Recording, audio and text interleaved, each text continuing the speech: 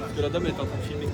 Les collectifs et associations du Grand Est, ainsi que tous les collectifs et associations de citoyens, de soignants, de scientifiques de France qui soutiennent depuis 2 ans la démocratie et le système de santé de notre pays, ont décidé de s'adresser à vous pour lancer un appel à la résistance.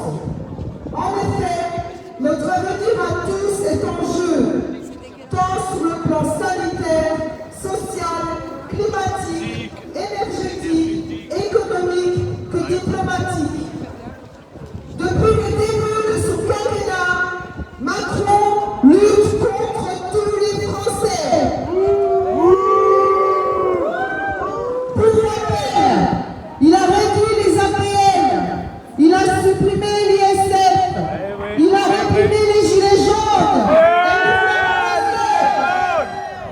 Au prétexte d'une crise sanitaire déguisée en pandémie mondiale, le gouvernement a décrété un état d'urgence sanitaire le 23 mars 2020 qui n'existe pas dans la Constitution.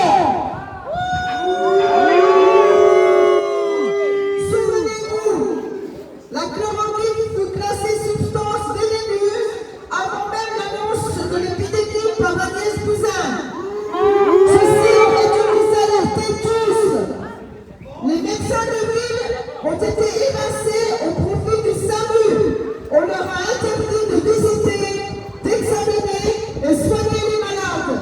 Pire encore, on a attaqué tous ceux qui le faisaient, quand même avec succès. Ceci aurait dû nous alerter tous.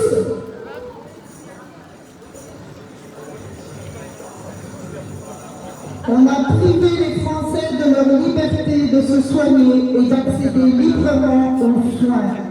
Ceci est sans précédent et aurait dû tous nous alerter. Tous!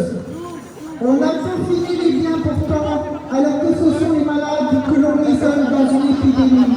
Il fallait même se rédiger un Ausweis pour se déplacer sous peine d'amende.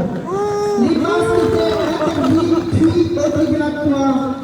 Il n'y a aucun matériel et des lits d'hôpitaux ont continué à être supprimés par milliers, même pendant la crise. Ceci aurait dû nous alerter tous. Le décompte des décès quotidiens à la télévision instaurait angoisse et peur.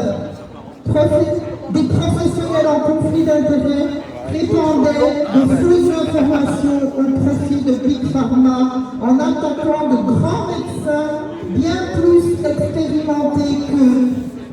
C'est toujours le cas actuellement.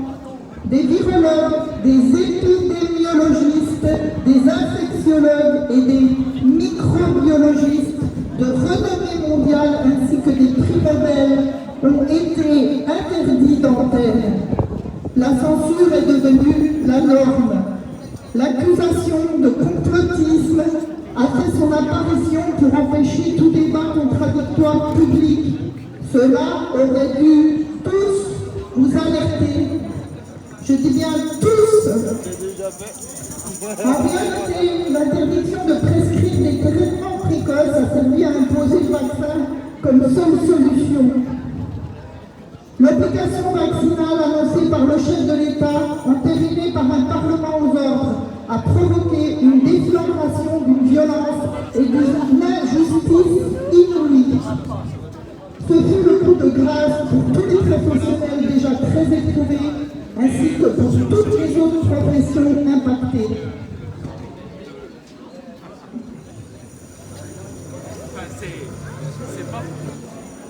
Rappelons que ce chantage d'État a été décidé sur la base d'études frauduleuses.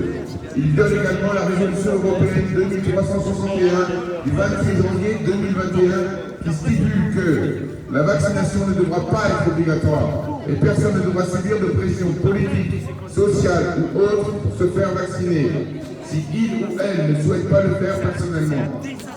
Et aussi que personne ne devra être victime de discrimination pour ne pas s'être fait vacciner, que ce soit pour des risques de santé ou pour simple refus.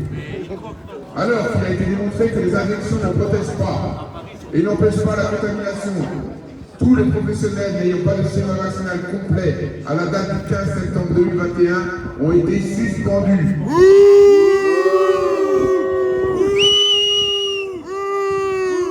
Pour le public, ils n'ont pas le droit de subvenir à leurs besoins ni à ceux de leur famille en acceptant provisoirement un autre travail. Et pour le privé, ils n'ont pas le droit au chômage, pas de minima sociaux, alors qu'ils faut tous cotiser comme nous tous. Et cela ne vous choque pas? Si! Le gouvernement officialise la pratique de la discrimination, restant le bannissement, la mise à mort sociale et la peine de mort physique, puisqu'une personne qui n'a plus de statut professionnel ni de revenus est poussée au suicide par l'isolement, la faim. Alors que même l'OMS était contre pour diviser les Français et instiller la haine, le gouvernement a imposé un pass sanitaire et plus tard un pass vaccinal. Les gouvernements mentent! Ainsi tout citoyen de son droit au consentement libre et éclairé. Enfin, depuis le 4 janvier 2022, toutes les personnes non injectées, quel que soit leur statut, se sont le coup d'une menace de déchéance de citoyenneté. Mais il me semble que j'ai pas entendu que comment Mélenchon s'est fait à voter sur Pour faire tout cela, une loi d'urgence sanitaire a été promulguée et prolongée pour permettre au Premier ministre de prendre des décrets. L'Assemblée nationale et le Sénat ont été durement et simplement court-circuités au mépris de la démocratie. C'est une violation de l'état de droit. Le ministre de la Justice viole lui-même le droit en accusant les personnes non vaccinées d'être des tueurs, comme si elles avaient commis un crime. C'est gravissime et irresponsable. Mais qui sommes-nous devenus? Que voulons-nous? Macron nous a enfermés, il nous a privés de restaurants, de cinéma, de théâtre, de sport, de travail, de bibliothèque. Il nous a tenus en laisse jusqu'à ce qu'une partie d'entre nous se fasse injecter un produit dont nous ne savons rien. Qui sommes-nous devenus pour fermer les yeux ainsi? Nous pensons que cela s'arrêtera un jour, mais nous devons le savoir. Ce n'est pas 2, 3 ni 4 doses qui sont précommandées par l'Union européenne. Ce sont 10 doses par habitant. Donc ça ne va pas s'arrêter tout seul. Overdose! Overdose! Overdose! Overdose! Overdose! Overdose! Overdose! Overdose! Levons-nous, il n'est jamais trop tard pour réagir.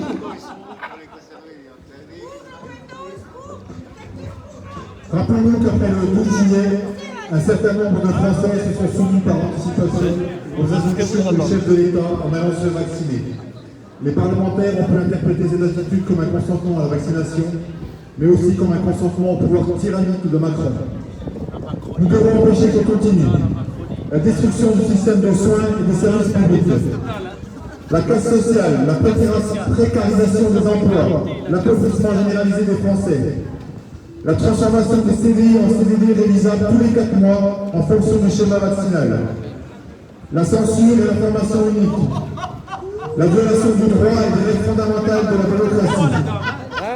Nous devons empêcher que arrive le tatouage numérique et le contrôle social généralisé. Vous ne nous croyez pas? Tout ceci était prévu et nous sommes au bord du précipice. Mettons fin à la domination du peuple par des banquiers et les lobbies internationaux et renvoyons la Macronie dans l'oubli des idées de l'histoire où elle n'aurait jamais dû sortir. Si le pass vaccinal est temporairement suspendu, l'obligation vaccinale est demeure, même pour les personnes ayant déjà eu des doses. Macron a d'ailleurs répondu à une infirmière en pleurs et devant les caméras de télé que cette obligation ne sera jamais levée.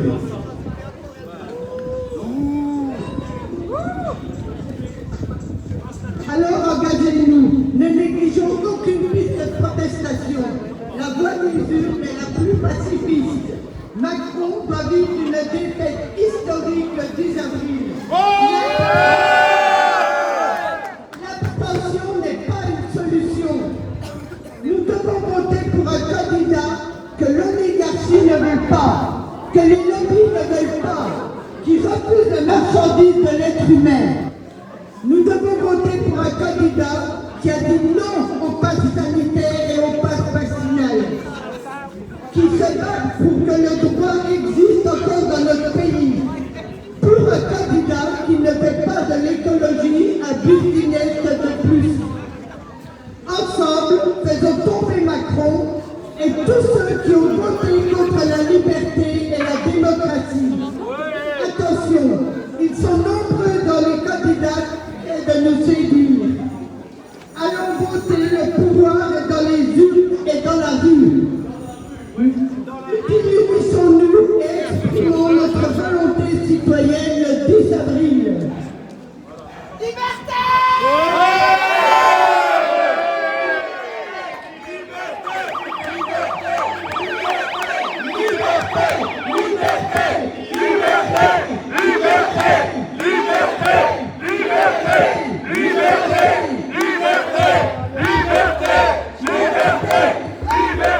Autre chose encore ?